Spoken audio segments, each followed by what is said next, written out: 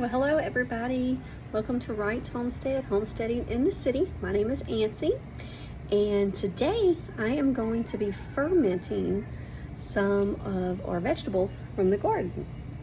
We are going to do some pickles. We're going to make some pickles, and then also I'm going to ferment some of our peppers that we got, that we harvested, with some onions and some garlic that came from our garden as well.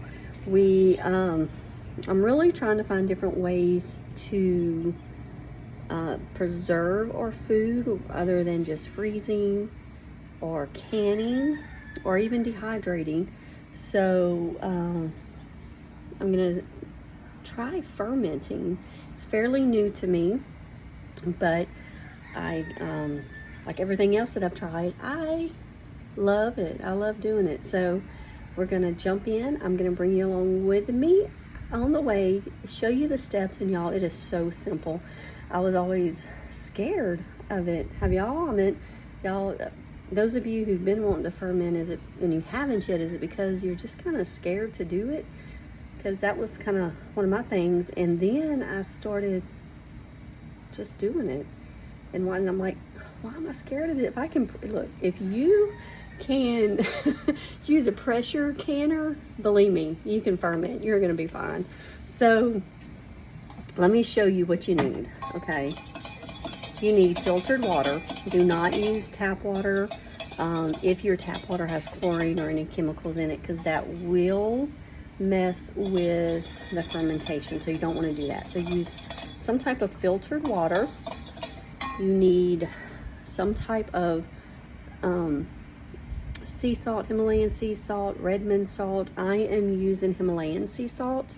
You do not want to use table salt or the iodized salt, because that again will mess with your fermentation. You need a natural salt. And plus the Redmonds and the Himalayan, that is putting nutrients back in your fermentation. So what I'm fixing to do now, I am going to chop up my peppers.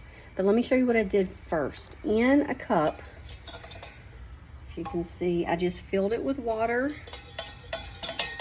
and I put 2 tablespoons of my salt in here, and I just did it the first step to get it dissolving in the water.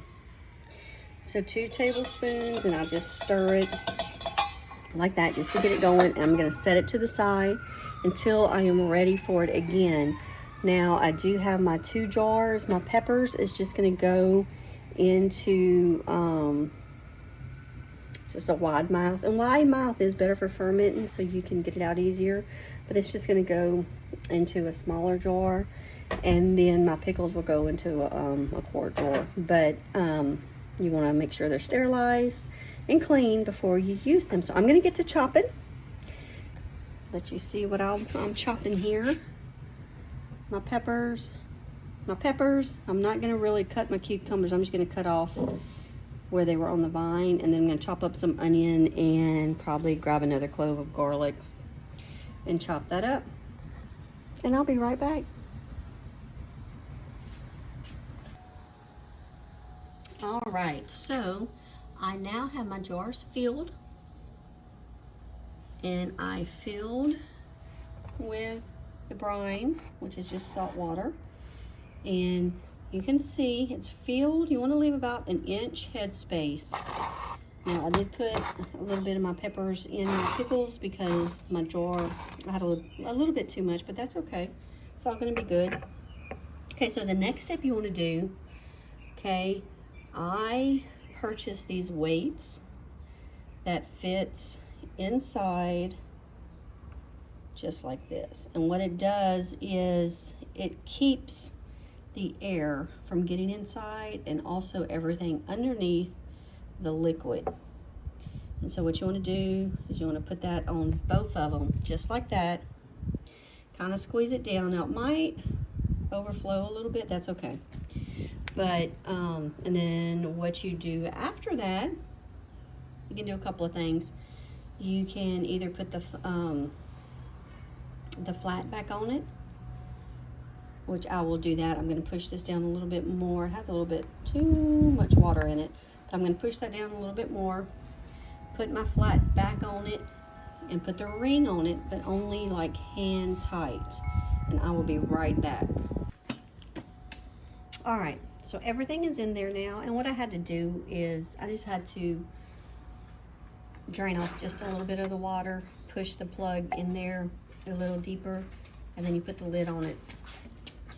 Then every day you need to burp it, because it will ferment. You're going to see bubbles start to come up, and so it's very simple. I mean, to burp, you just unscrew this just a little bit slowly, because you'll hear it. It'll go shh, and you just release it for a few seconds, and then you put it back on. And you're going to do that 5 to 7 days. You'll know about, when the fermentation is ready. It is, it takes about 5 to 7 days, depending on the climate that you're in. If you're in a warmer climate, you keep your house a little bit warmer, then it's going to be more toward the 5 days. If you keep it a little cooler, it's going to be more toward the 7 days. You can leave it on your cabinet, but what I do is I will stick it in. I have a big antique hutch medicine cabinet type thing that I keep all of my tinctures, fermentations, all that going, fire ciders and things like that. So that's where I started putting my fermentations, are in there. Now you might want to set it in a little pan, because of it being gassy, it can overflow. So you want to, just for the mess sake, you might want to put it in a little pan whenever you put it on your counter or in your pantry. So make sure you write the date. So today I will write 6/13/22 on here, so I'll know in about 5 days to see if it's ready. And that way you can get to eating it. And this will last in your refrigerator after you open it about 6 months. So there you go. This is a short-term shelf-stable food, not a long-term, short-term. And saying short-term meaning it will last you a good 6 to 8 to 10 months, depending on what it is. So it's just another way to preserve your food. It's another way to preserve your food, making sure that you get healthy food. If it's grown in your garden, you know what's in it, right? So preserve your food. Don't let it go to waste, I know you get tired of trying to think of different ways to can it, dehydrate it, freeze it. Well, here you go. You have a new one. You can ferment it, yes, which is a lot healthier for you. And I'll go into more detail with that in another video, but fermentation is the healthiest way to preserve food. Y'all have a blessed day, and I will see you on the next video.